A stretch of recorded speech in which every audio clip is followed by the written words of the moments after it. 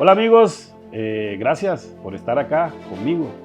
Como siempre digo, igual que mi invitado, pudieron haber estado en cualquier otro lugar del mundo, pero no, están acá y verdaderamente agradezco eso. Nuestro invitado es el mejor analista del país, no le digo comentarista, sino analista deportivo, goleador insigne, uruguayo. Tenemos algo en común, somos aficionados al Peñarol de Uruguay. Seguramente ya ustedes saben de quién estoy hablando. Claudio Fabián Chicha, no Sicha, Chicha. ¿Todo bien, Claudio? Qué grande, Roy. Un placer. Un gusto maravilloso compartir con vos. Sí. Y vos tenés, al igual que yo, la pasión por Peñarol. Yo estoy apasionado de Peñarol, pero vos la vestiste a la amarilla y negra. Fue un sueño que yo nunca pude cumplir, pero sí, eso también nos une. Aunque también nos unió el cartaginés en algún momento, fuimos compañeros. Compartimos en el Club Sport Cartaginés, ahí donde, bueno, lograste un montón de éxitos.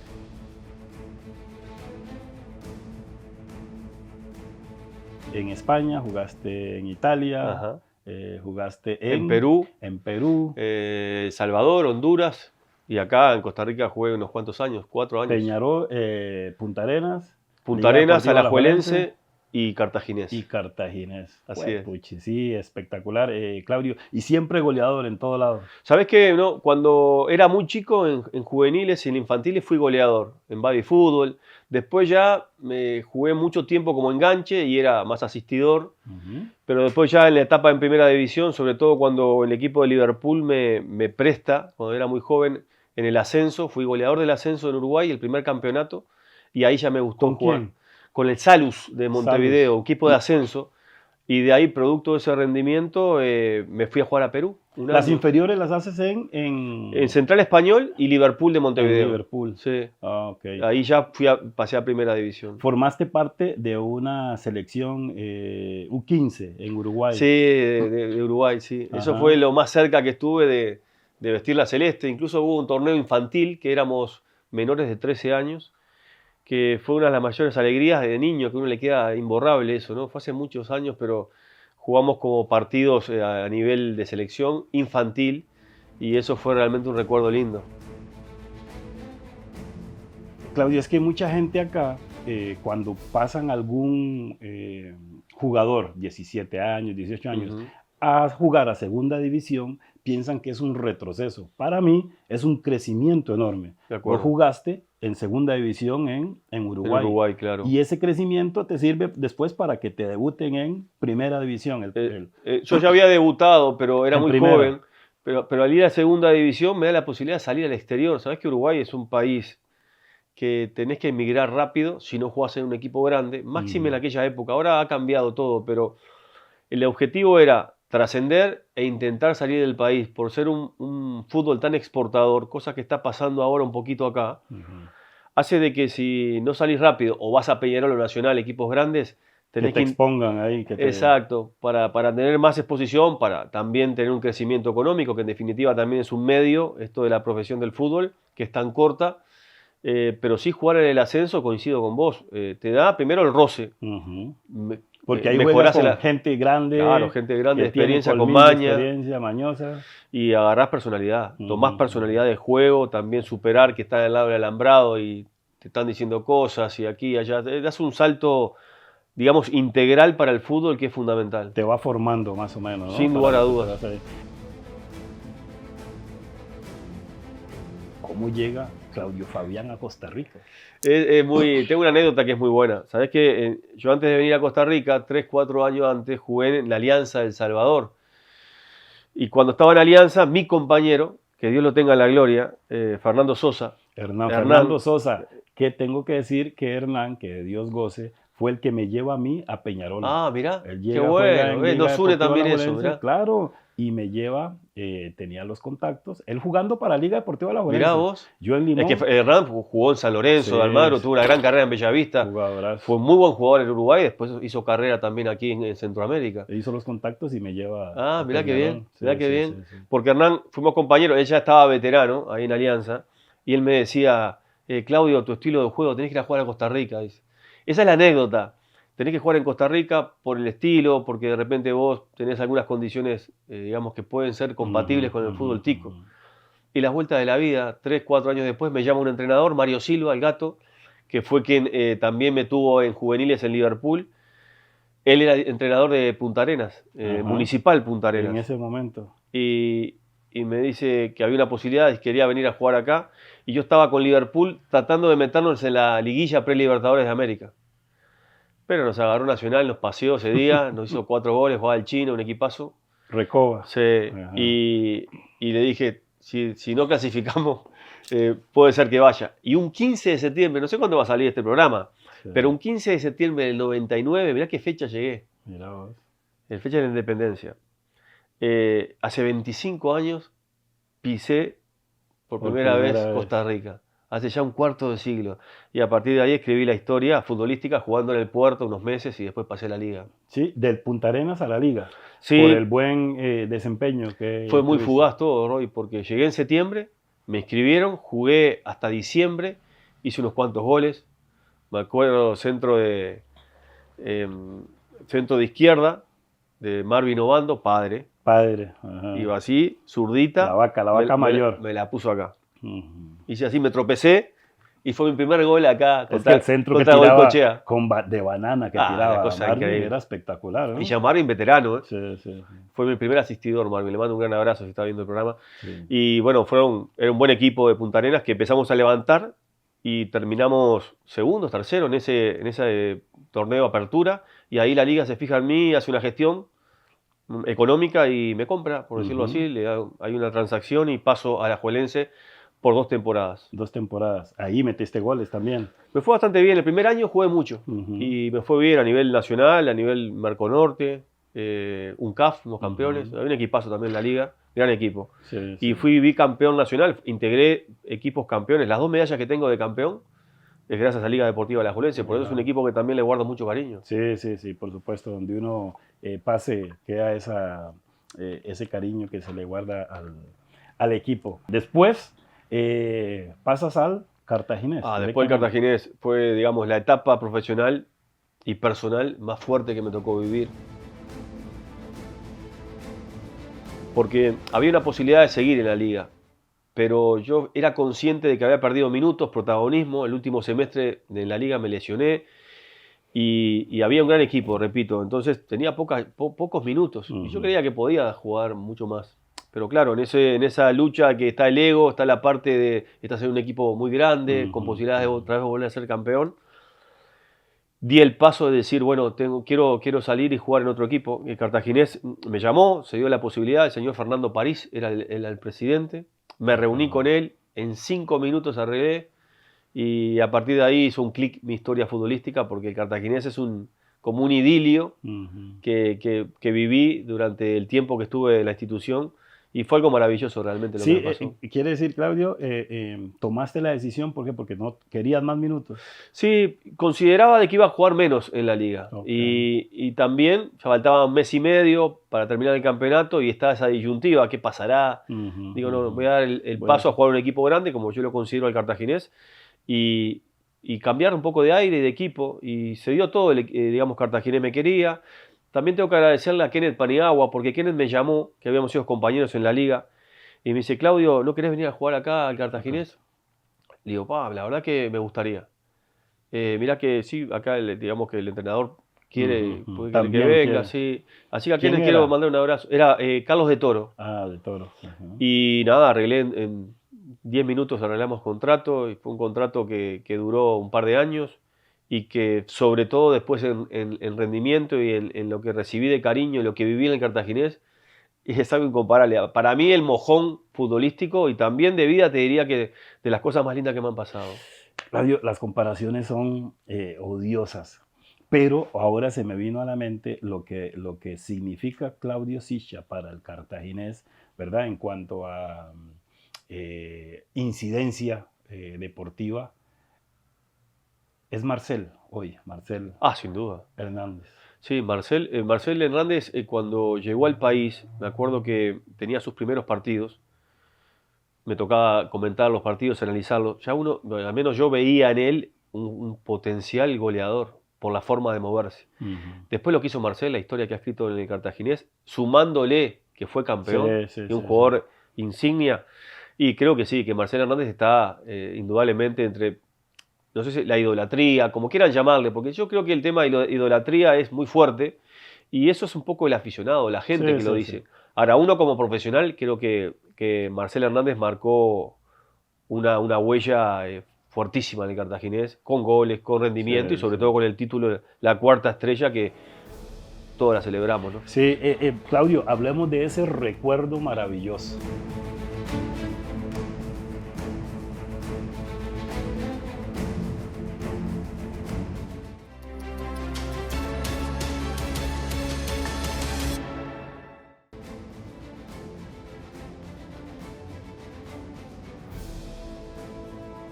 Claudio, hablemos de ese recuerdo maravilloso.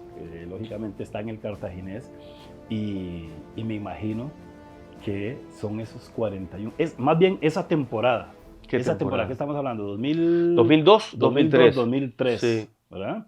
Que logra 41 goles.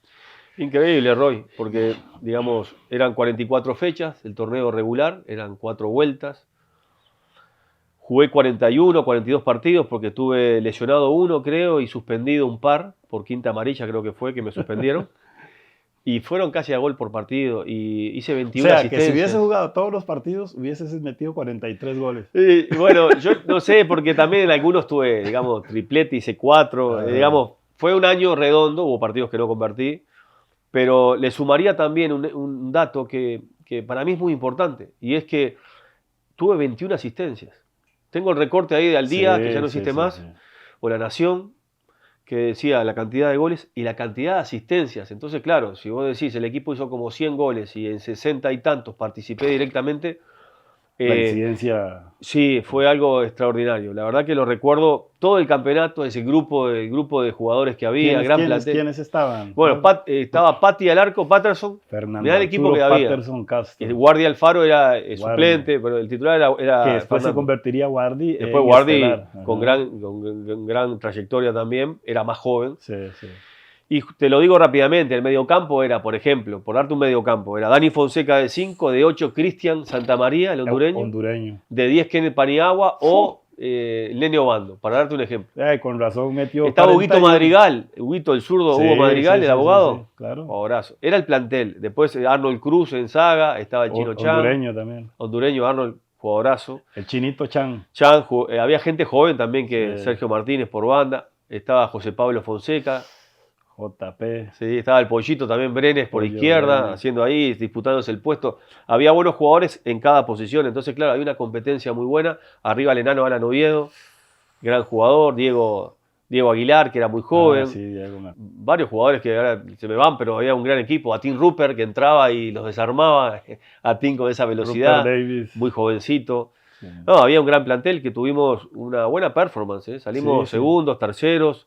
Y enfrentamos una gran liga que fue tetracampeón, la Liga de Pinto, y el Saprissa, que siempre es un equipo muy competitivo. Entonces estamos hablando de que Cartaginés tuvo una gran temporada, pero no pudo el objetivo de ser campeón que todos queríamos. Sí, había equipos que estaban en un nivel superlativo. Sin duda. Quedaron terceros. Quedamos terceros en la general, creo, segundos en uno de los dos campeonatos. Sí. Pero en la general nos quedamos muy cerquita del Saprissa y primero cortado la liga con aquel gran equipo que tenía. Sí, digo, Claudio, que por eso hablo de que ese recuerdo maravilloso es la temporada, porque en ese momento, aparte de los 41 goles, 21 asistencias, es nombrado el segundo goleador del mundo, detrás de Saturnino Cardoso, que estaba paraguayo, que jugaba en Toluca. En Toluca. Hacía goles todos los partidos. O sea, crack. De todos los jugadores del mundo, terminaste segundo. Porque esa temporada metiste 41 y Saturnino como 53 por ahí metió. Era algo extraordinario. Bueno, claro, eso es de la historia y estadística de la FIFA. Y también te da como una caricia, ¿verdad? Digamos, al esfuerzo. Sí, quedó para la anécdota. Creo que ha sido un año. Todavía el aficionado del fútbol nacional se recuerda a esa época. Sí. No solamente, obviamente, el cartaginés, sino el aficionado al fútbol, que ya peina algunas canas como nosotros, se acuerda de esa temporada en particular, porque Yo creo que la liga estaba cortada ya para ser campeón y la gente estaba esperando qué pasaba con el Cartaginés y si yo podía igualar digamos, el liderato de Errol Daniels. Sí. O no. En contexto, Claudio Claudio, en ese momento se decía que don Errol Daniels era el goleador, máximo goleador de todos los torneos con 42 goles. Exactamente. Decía, ¿no? Y ese era el 41. Pero después, en la estadística se dice que no es así, que no eran 42, sino eran 41 goles que tenía don Errol Daniels. Perfecto, lo explicaste perfecto. ¿Sí? La historia era que Errol tenía 42, pero después como empecé a acercarme y pasé a Donis Hilario, a otros que fueron grandes goleadores. Perdón, esa misma temporada, Claudio, todo eso fue pasando ese mismo año, porque Adonis era el máximo goleador extranjero. En un solo campeonato. En un solo torneo. Exactamente. Sí, ese es otro récord más. Sí, porque iba como superando ese récord de muchos grandes goleadores, ¿verdad? Sí. Perdona. No, pero está bueno lo que decís por el contexto, porque ¿qué ocurre? Yo terminé el campeonato con 41 goles y el récord lo ostentaba el don Errol Daniels. Pero esto del estudio de estadísticas, empezaron a recabar información y hubo un gol que se le adjudicó al hermano de Errol Daniels, que también jugaba en esa liga, Don Floyd Daniels. Y ahí fue la confusión hasta que llegó, bueno, entre otros está Cristian Sandoval, Coto Cover y otros grandes profesionales de la estadística. Llegaron a la conclusión de que sí había igualado el récord de Errol Daniels, cosa que para mí fue, la verdad, un honor tremendo, porque estamos hablando de uno de los goleadores, sino el mayor goleador de la historia del fútbol nacional. Por supuesto, y ya queda ahí escrito y certificado. Eso pasó tiempo después, ¿no? Sí, ahí me llamaron que habían hecho esa corrección, lo cual también me dio como un aliciente más, porque pasó un tiempo para que eso se ratificara, porque tuvieron que obviamente cotejar todos los datos. Sí, creo que unos 5 años después todavía sí, de acuerdo. Pero ahí. Ese día en específico, Claudio, fue una... Fue una emoción grande. Una emoción grande, sí, ¿no? Fue grande la emoción, porque recuerdo que ya era el último partido del campeonato, me faltaba creo que un gol, y jugábamos contra un equipo que estaba descendido, que era OSA. El estadio se llenó, muchas banderas de Uruguay, banderas del Cartaginés y la gente con sábanas escritas. Todavía tengo algunos recuerdos ahí que estaban expectantes, y pude convertir el último gol, que digamos fue el 41, pero la alegría fue, digamos, por lo que viví durante el campeonato, ¿no? Que era un equipo muy competitivo, con la gente muy ilusionada, estadio Feio Mesa de muchos partidos llenos, y creo que me quedo con ese recuerdo que es la verdad que maravilloso como tu programa. Sí.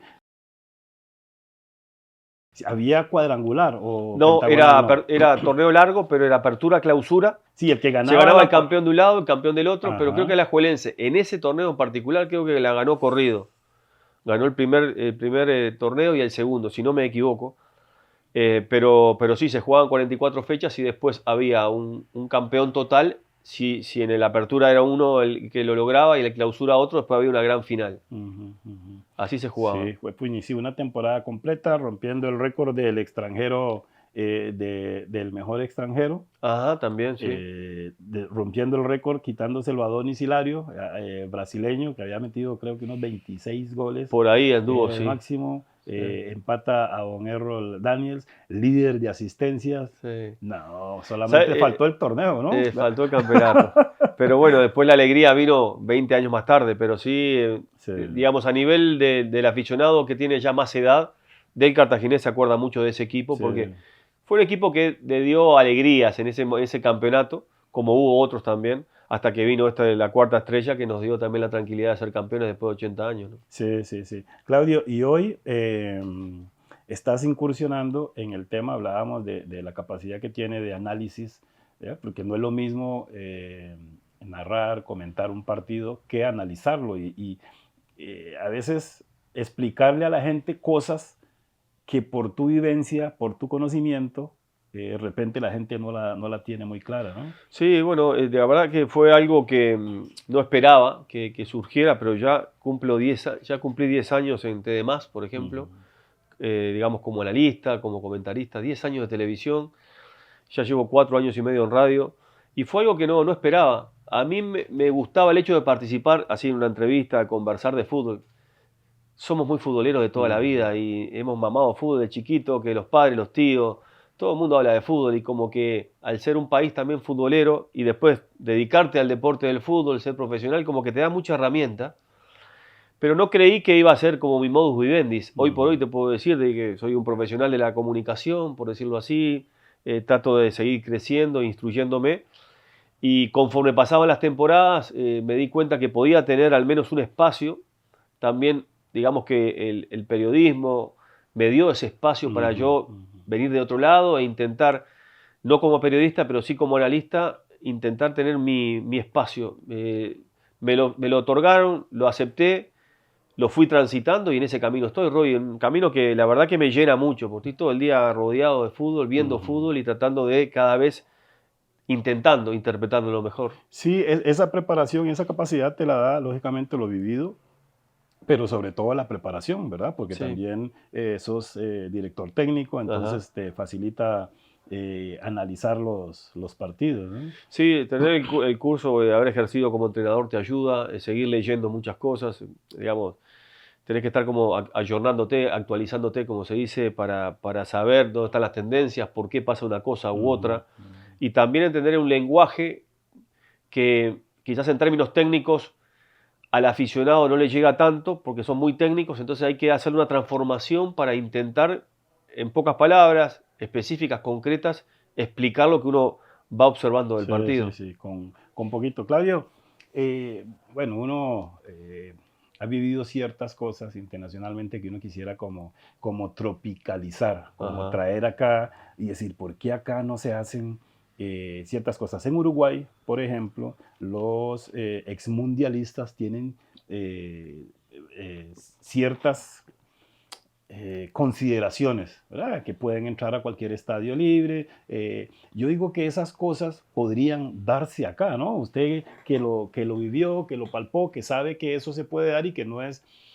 Porque a veces los equipos piensan que es un gasto que se va a hacer dándole a cada uno de los exmundialistas entrada gratis a los estadios. Y no es así, eso se da mucho allá en Uruguay, ¿no? Sí, bueno, en Uruguay tenemos, digamos, al menos desde que yo tengo uso de razón, te estoy hablando, yo soy de 72, yo ya con 13 años tenía un carnet que tiene calificaciones, ¿no? El 5, el 6, creo que el 5 ya es de profesional, pero el 6 es de jugador juvenil de un equipo X, y yo estaba en Central Español, y yo iba a ver todos los partidos de Peñarol los sábados en el Estadio Centenario, Nacional el domingo, después alternaban, jugaban así. ¿Y usted jugando con? Yo jugaba en juveniles, tenía 13 años con Central Español y ya te dan, vas a la asociación, te sacan una foto, estás registrado y te dan esa posibilidad de seguir palpando el fútbol. Por supuesto. Yo lo he dicho en mi programa en Por Goleada, en Radio Columbia, entre demás, que estoy con el programa, lo he dicho varias veces. Creo que Costa Rica es un país muy futbolero. Pero también creo que hay situaciones que el fútbol le tiene que devolver a los protagonistas, que es la historia del fútbol moderno y grande de este país, se escribió a partir del 90. Grande me refiero a mundiales. Eso es un hecho muy importante. Y si haces un análisis, y esto también quizás se lo puedo trasladar a los muchachos que están en a Steven, Bryce, Alejandro, Sequeira, que están en la Sojupro. Es algo para que ellos lo consideren. Y me parece que es algo conversable, ¿verdad? El hecho de cuántos futbolistas femeninos, masculinos, han sido mundialistas en Costa Rica. Quizás 100, 120. Tener una atención con esos futbolistas. Creo que se puede manejar algo para que también el fútbol les devuelva las páginas que han escrito de historia. Yo coincido con eso. Hay muchas cositas que desde el aporte del exfutbolista o del futbolista retirado, porque uno nunca deja de ser futbolista, es futbolista retirado. También yo abogo mucho por una mesa redonda. Tuve la posibilidad de charlar con el presidente de la federación hace algunos días, y así extra micrófono. Don Osael. Sí, con Don Osael, y le dije, el fútbol nacional necesita una mesa redonda, con gente obviamente que esté vinculada al fútbol de todos los estamentos para poder conversar de un sinfín de aspectos que pueden mejorar al fútbol nacional. Sí. Eso de los niños, del carnet, también incentivaría a los niños. Mira, tengo la facilidad de ir al estadio. No es que tengo que esperar a que mi papá me vaya a comprar la entrada, que ir. No, mira, voy para allá. Y eso lo hace todos los días, ya crea un hábito. Un hábito. Y entonces también recogemos eso. Nada, pues Claudio, gracias por haber estado acá. Un placer. Conmigo. Pudiste haber estado en cualquier otro lugar del mundo. Qué nivel. Fue un placer compartir con vos, coincidir con vos. Y verdaderamente Un gusto grande. No, antes te voy a regalar. Yo sé que tomas mate, ¿Sí? ¿verdad? Pero aquí puede tomar un cafecito. Un cafecito. Aquí me gusta está. el café también. Sí, Muy también. bien. Lo voy a tener en la Espectacular oficina. aquí, ¿no es? Lo voy a dejar acá en la oficina para que lo disfrute, claro. Un claro. recuerdo maravilloso. Muchas gracias, muchas gracias. Suministros Justin. A ahí. Justin, gran Sí. saludo a los amigos de Suministro Justin, lo voy a disfrutar. Sí. En la mañana mate, en la tarde cafecito, café con leche, capuchino, ¿eh? Placer. Chao, chao.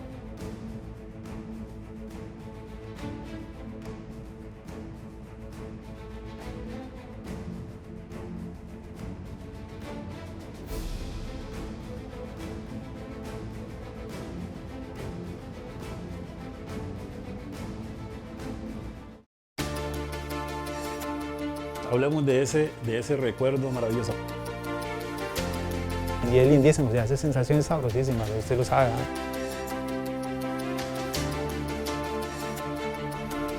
Y esas son las cosas que uno se lleva. Esos Recuerdos recuerdos maravillosos.